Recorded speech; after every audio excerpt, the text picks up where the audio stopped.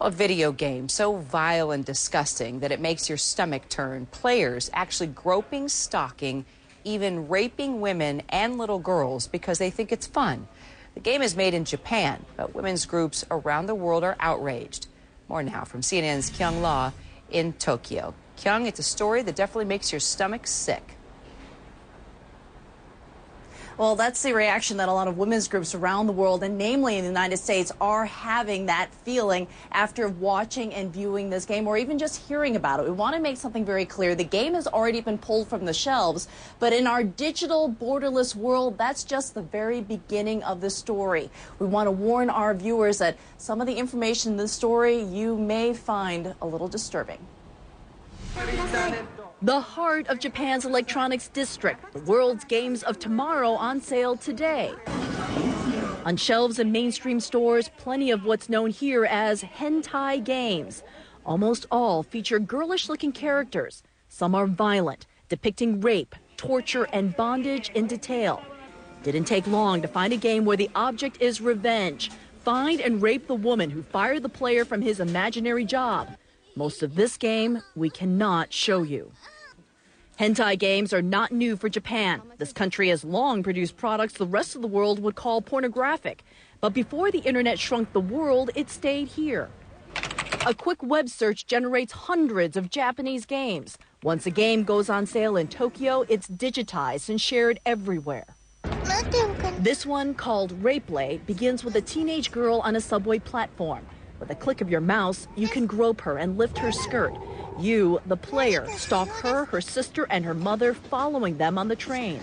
What follows is a series of graphic, interactive scenes that we can't show you. Players can corner the women to rape them again and again, and it goes on from there. The game infuriated women's rights groups.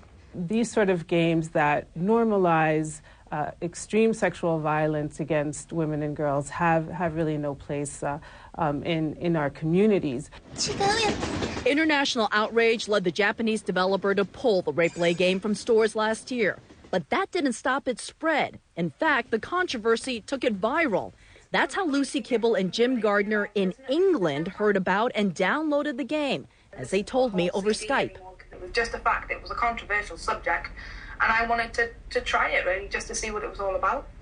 That global availability is why international women's rights groups say Japan needs to regulate game makers better, stopping creation of certain content.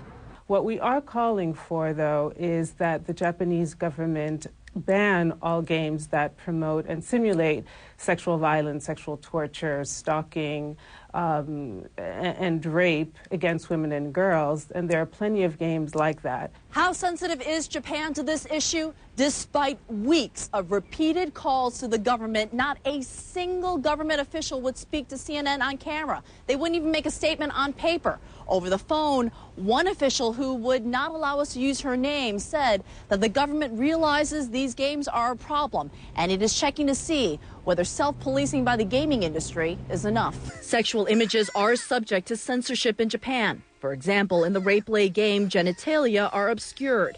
But Japan does not have laws that restrict video game themes. Did you feel offended as a woman?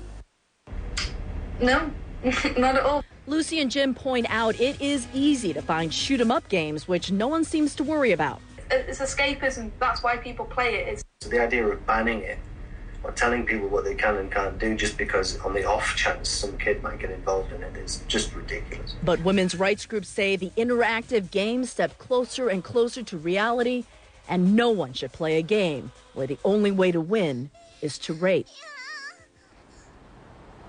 In part because of the international pressure, there are a couple of proposals in Japan to talk about limiting and reining in child pornography. But Kira, there is no discussion as of yet on how to limit the assault of women in these video games. Kira? Well, they should be banned, period. We'll follow the story with you. Kyung La, disturbing reporting, but I'm glad you told it. So really, do we even have to go there? Tell us what you think about the rape video game. Just go to my blog at cnn.com/Kira. Post your comments. I'll read some of them on the air next hour. Thanks for weighing in.